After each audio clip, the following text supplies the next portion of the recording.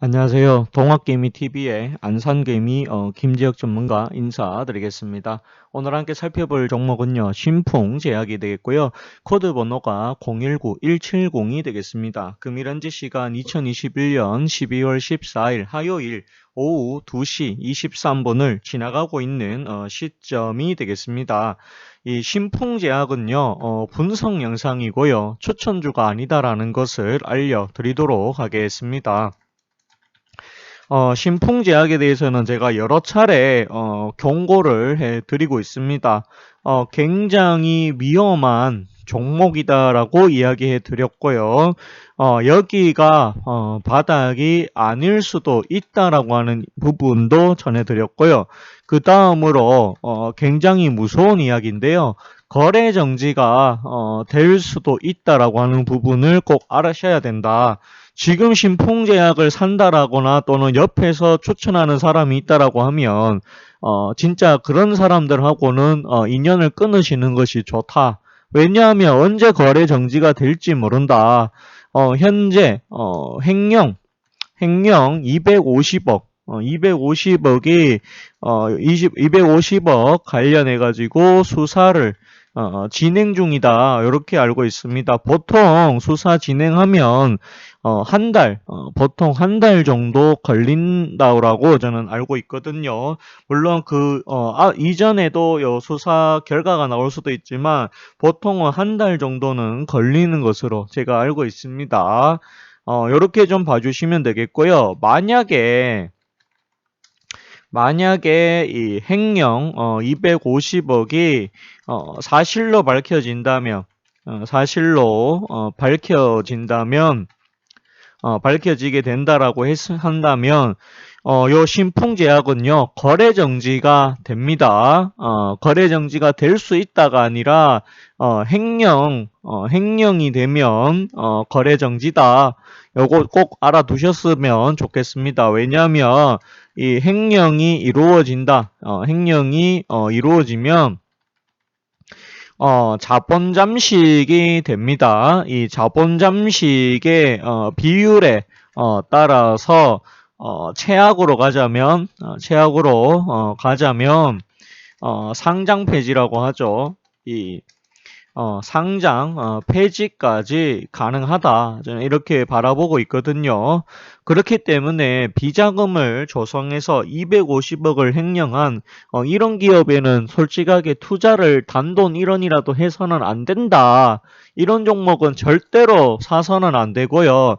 만약에 이 종목을 내가 잘못 사서 물렸다라고 하면 지금도 마찬가지입니다. 손절만이 살 길이다라는 거 알려드리도록 하겠습니다. 어쨌든 간에 이런 종목들은 안 가지고 가시는 것이 가장 좋다라는 사실을 알려드리도록 하겠습니다. 그리고 요 회사 같은 경우에는 제가 이전부터 방송을 오래 했습니다. 오래 했었고요. 그리고 어떤 이야기를 했느냐, 동학개미에서 동학개미 TV에서 어떤 이야기를 했냐면은 이 신풍제약에 대해서는 단 한 번도 좋은 말을 한 적이 없습니다. 혹시라도 이런 종목을 추천하는 곳이 있다라고 하면 바로 손절하라라는 이야기까지 제가 해드렸죠. 자, 3일 전에 어떤 이야기를 했느냐? 거래 정지 가능성이 있다. 6일 전에 거래 정지의 위험성이 있다. 10일 전에 다음 주에 거래 정지가 되어도 정상이다. 이렇게 설명을 해드렸습니다. 250억 횡령이 사실로 밝혀지면 거래 정지 가능성도 있습니다. 거래 정지보다는 손절이 훨씬 더 좋은 방법이다. 믿을 수가 없다. 2개월 전에 말씀을 해드렸고요. 3개월 전에 딱히 믿을 수가 없는 기업이다. 그리고 1개월 전에 투자 가치가 없는 기업이라고 말씀드렸습니다. 2개월 전에 쳐다보지 않는 것이 상책입니다. 이렇게 말씀드렸고요. 횡령이 사실이면 거래 정지도 가능합니다. 라고 이렇게까지 또 말씀을 제가 드렸다. 그렇게 좀 봐주시면 되겠습니다. 아무튼 신풍제약에 대해서는 거래 정지 가능성까지 있으니까 이런 종목은 해서는 안 된다. 그렇게 말씀을 드렸습니다. 지금도 마찬가지입니다. 내일이라도 거래 정지가 될 수 있다라고 생각을 합니다. 그렇기 때문에 이런 종목들은 절대로 매수를 하셔서는 안 되는 종목이구나 라는 것을 반드시 알고 계셔야 된다. 그렇게 또 말씀을 조금 더 드려볼까 합니다. 신풍제약이고요. 여기서 보시게 되면 다른 것보다도 일단은 이게 제일 큽니다. 여기 오너 비리 경영 책임지고 사퇴 후에도 조정했다라고 하는 부분, 250억 횡령했다라고 하는 부분, 그 다음에 요 회사가 또 이 뭡니까 특별 세무조사 2016년에 이어서 두 번이나 지금 받았다라고 하는 부분이 또 들어옵니다. 그리고 요 회사가 지금 밀고 있는 의약품이 하나가 있죠. 피라맥스라고 합니다. 이거는 임상 2상에서